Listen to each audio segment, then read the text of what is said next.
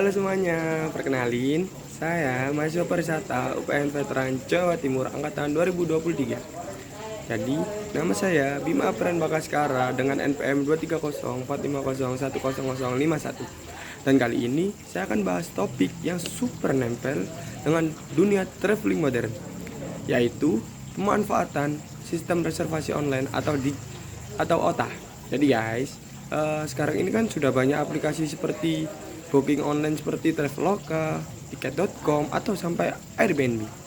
Aplikasi ini tuh udah jadi bagian dari keseharian kita waktu mau jalan-jalan. Benar atau tidak? Tapi sebenarnya seberapa pengaruh mereka buat industri pariwisata Indonesia? Yuk kita bahas.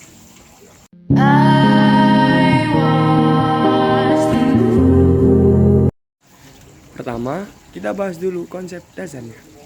OTA atau Online Travel Agent adalah platform digital yang memberi layanan pemesanan tiket, hotel, dan aktivitas wisata secara online.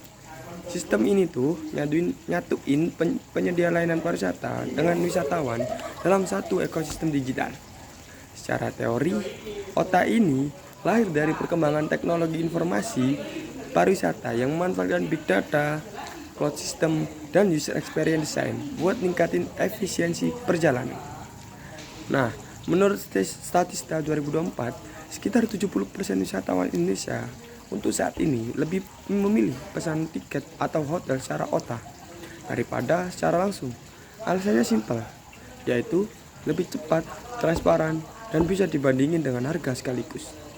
Ya kan, daripada kita ribet-ribet harus ke agen travel yang membutuhkan budget dan tenaga yang lebih, maka sistem booking online ini terlihat jauh lebih efisien dari segi apapun. Tapi tetap ada minusnya, yaitu kita harus selalu terhubung dengan internet.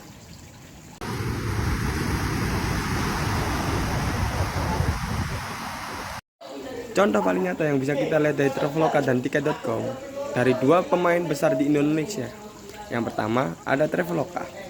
Mereka bukan cuma jual tiket pesawat, tapi udah jadi super app pariwisata.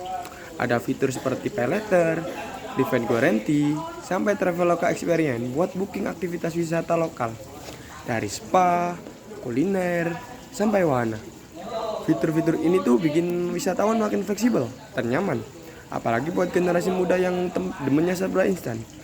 Nah, yang kedua ada Tiket.com.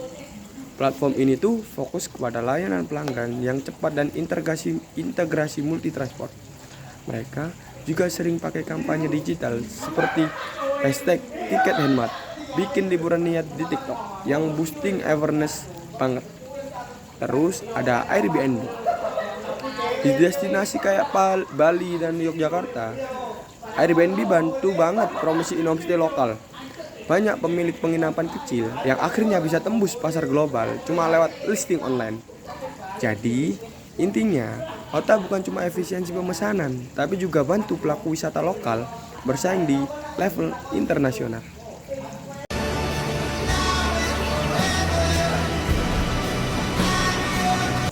Menurut saya, sistem OTA ke depan harus lebih berpihak ke lokal. Misalnya, ada OTA berbasis komunitas desa wisata, di mana wisatawan bisa langsung booking paket lokal kayak homestay, kuliner digital, atau pengalaman budaya tanpa perantara besar. Selain itu, bisa banget dikembangin fitur AI recommendation yang otomatis nyaranin itinerary sesuai minat user dan cuaca real time. Atau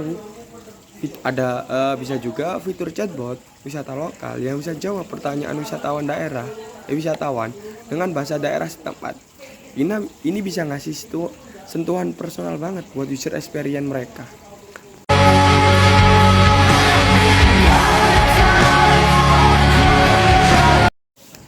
Jadi, kesimpulannya, sistem reservasi digital udah jadi tulang punggung industri pariwisata modern. Hal itu bukan cuma bikin pariwisata makin gampang, tapi juga ngasih peluang besar buat pelaku wisata lokal untuk naik level lewat digitalisasi.